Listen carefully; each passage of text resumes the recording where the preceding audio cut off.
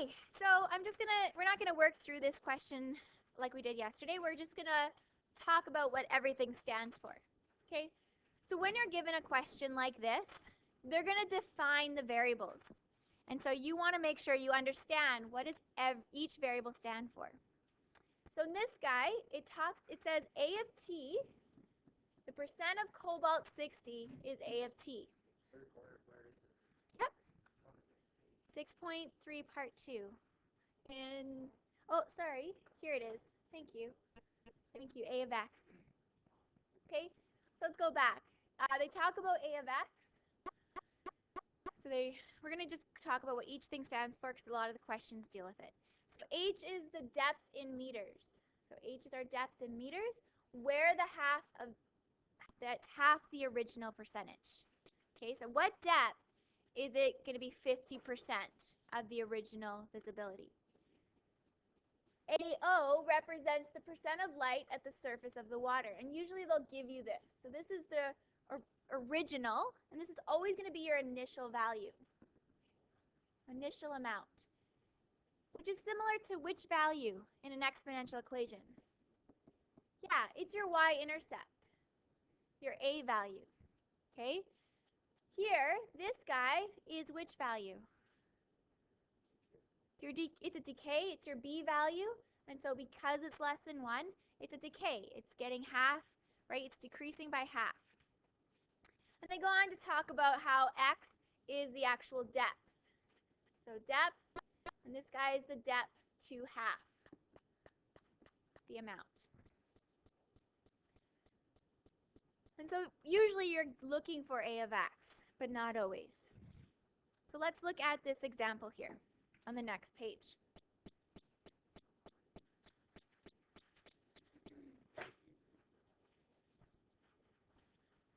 Okay, the radioactive element cobalt-60 can be used to treat cancer patients. Radioactive elements decay in other elements in a particular way over time. The percent of cobalt-60 A of T. So that's what's left in a sample. So the percent that's left over is given by this function. T represents the time in years. Some of you really need to be careful of that. On your exam in polynomials, it asked for, the equation gave you an answer in meters, but it asked for the nearest kilometer. Right? You really have to watch for that. After the initial amount, AO represents the initial amount, 100%.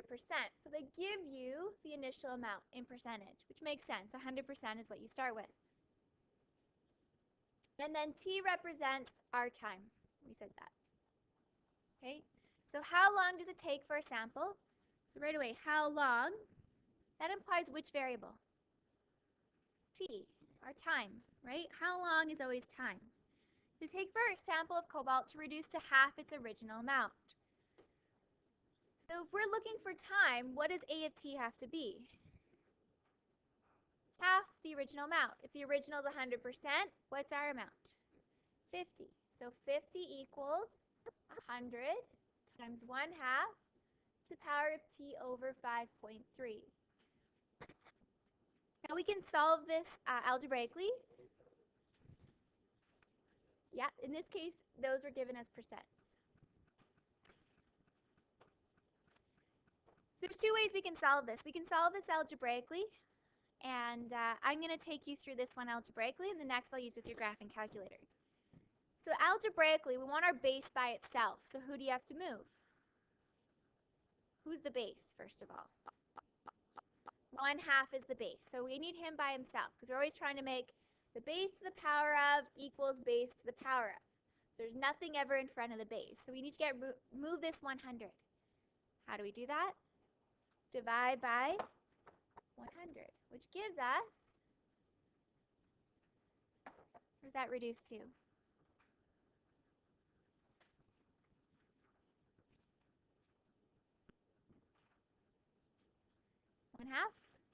One half. Okay, so we have 1/2 equals 1/2 to the power of T over 5.3. Well, this is good. What's the exponent on this 1/2? 1. So can we set our exponents equal to each other now? Yes, so 1 equals T divided by 5.3. Therefore, what's T? 5.3, multiply both sides by it. 5.3 years, right? And by definition, they talked about that 5.3 represent the time it took to get half the amount. Okay. Yay. Okay, what percent of cobalt would remain? So now we're looking for what percent remains. What represents the percent remaining? Which variable? A of t. Yeah, that's our A of t. In a sample after 10 years. So then this time they give us time. We know time is 10. Last time they gave us we were looking for the years, and they gave us the percent remaining, which was 50%. So here's our formula. Our initial amount is always 100%. 1/2 to the power of t over 5.3. This is the equation they gave us. And now we know our variable, t.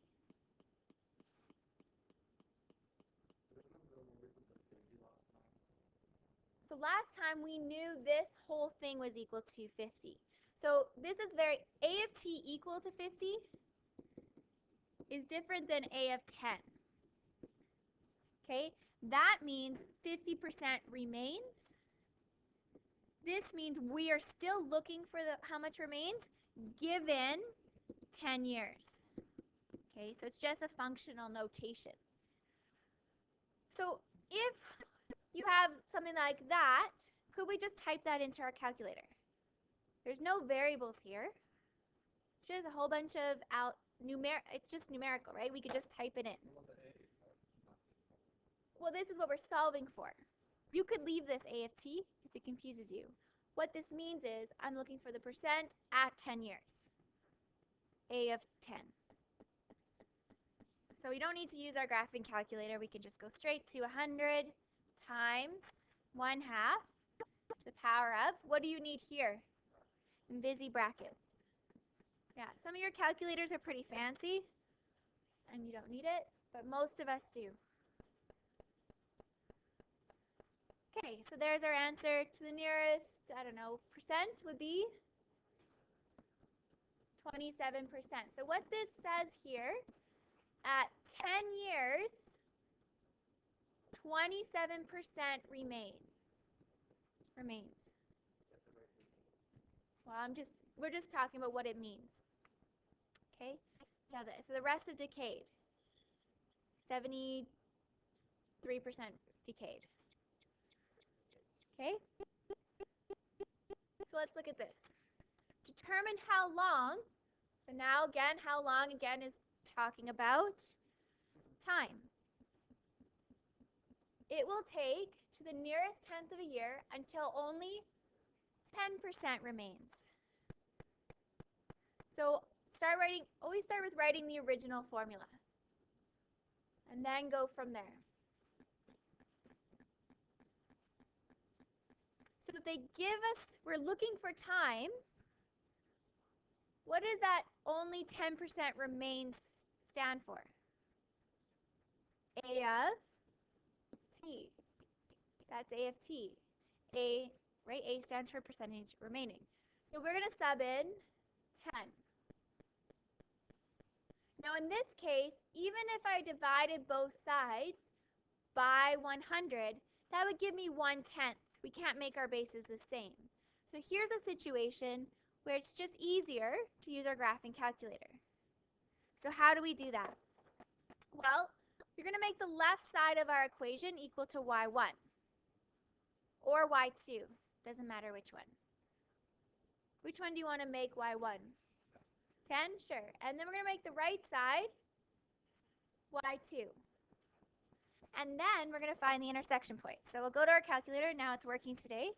Y equals, so y1 is 10.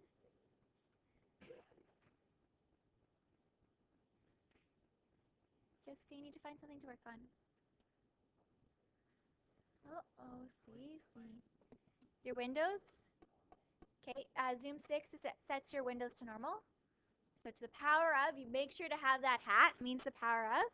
And then x divided by 5.3. I wrote a 2, it's 3. Bracket. Okay, So if you go zoom 6, you might not see it. Okay, I see the 10, but that's it. Now you use your a value as your hint. Our a value is our y-intercept. So what's the y-intercept of this function? 100. And is it growing or decaying? Decaying. So we want to go at least to 100 on our windows. So go to Windows. You can do zoom out. You can also use your a value. A lot of you struggle with your windows, so I'm going to focus on that a little bit. Okay, so I'm going to go maximum 100 for my y value. Let's just try changing that one thing. I like to change my scale so the ticks are nicer. You don't have to.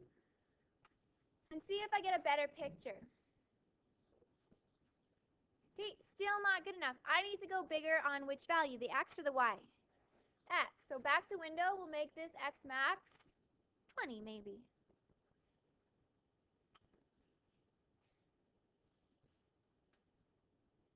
And we want to see our intersection. Can we see it? Yes. Okay, so what's our steps we take for finding an intersect? Second, trace 5, which is intersect, and then enter 3 times. And which value do we want? X, right. We're solving for the x. Okay, so our x value is,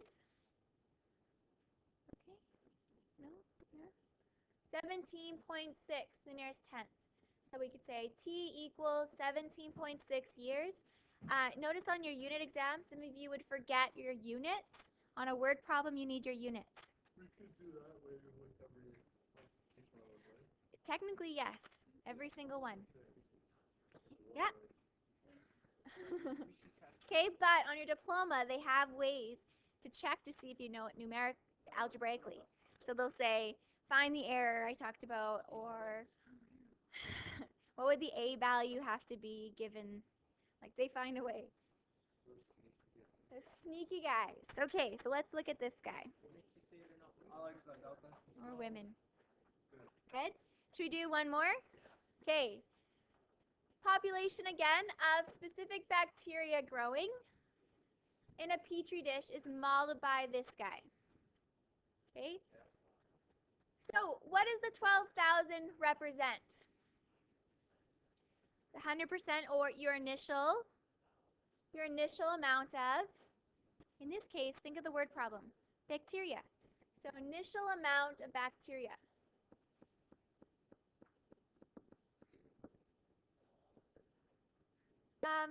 Bacteria is really small. So I don't know exactly. Okay, what does the 3 represent? Our B value, it's a growth, and so this would be tripling.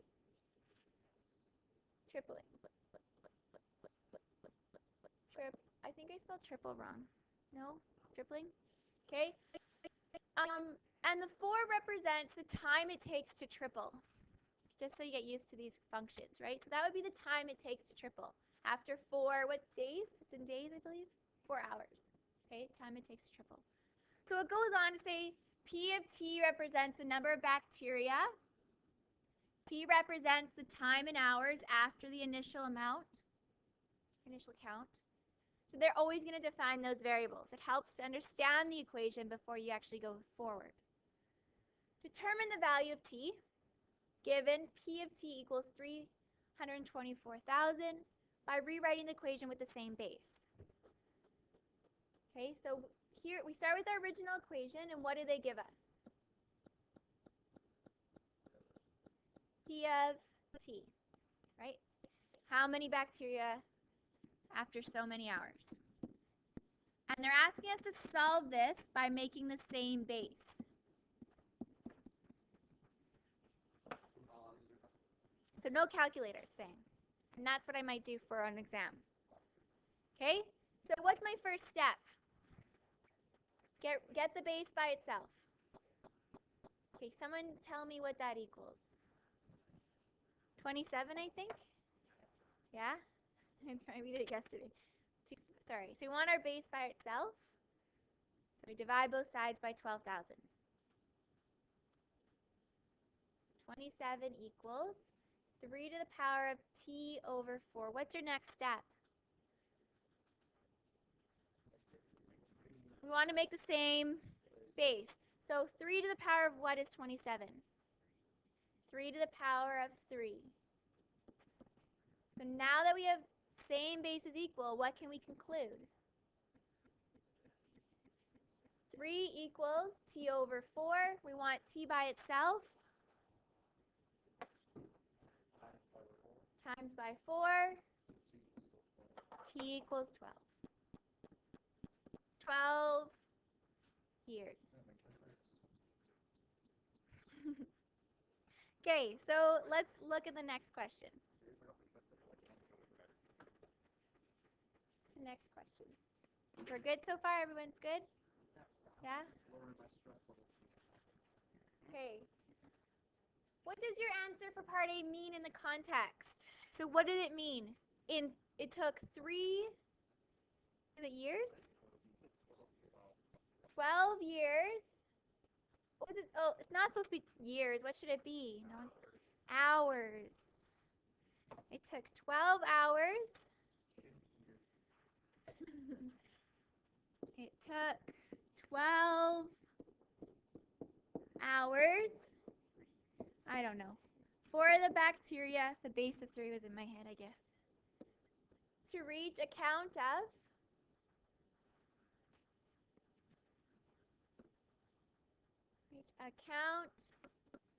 of 324,000.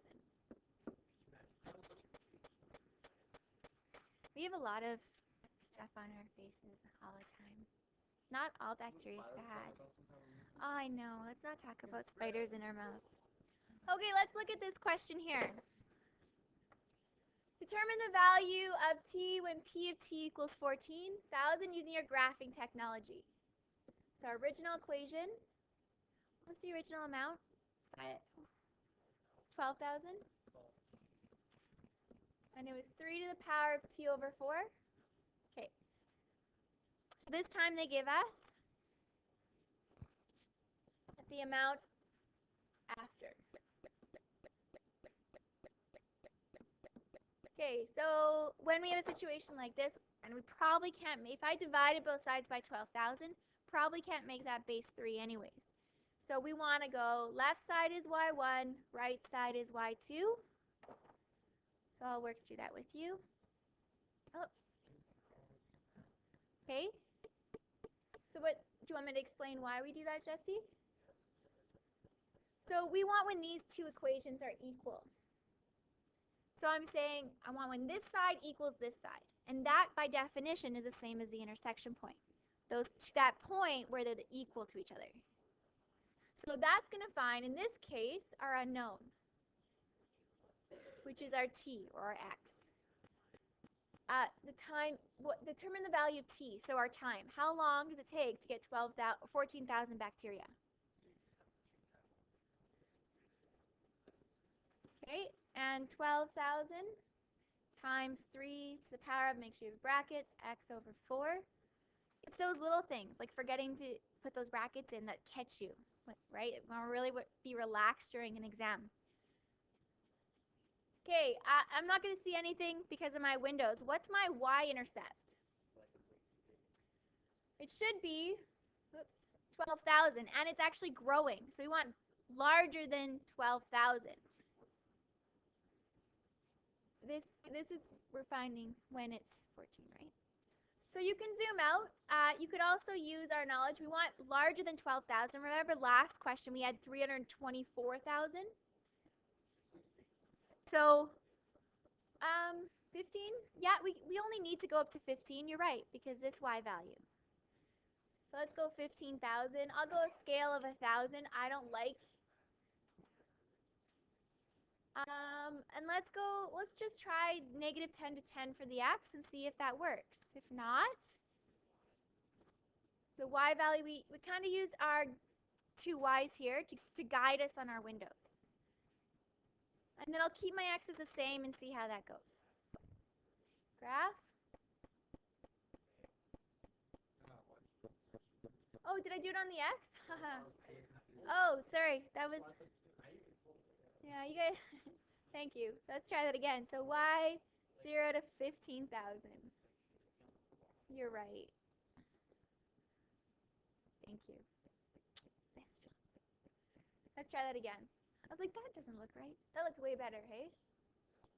Okay. Yay. So we can see it. So we can go second trace. 5. Enter, enter, enter.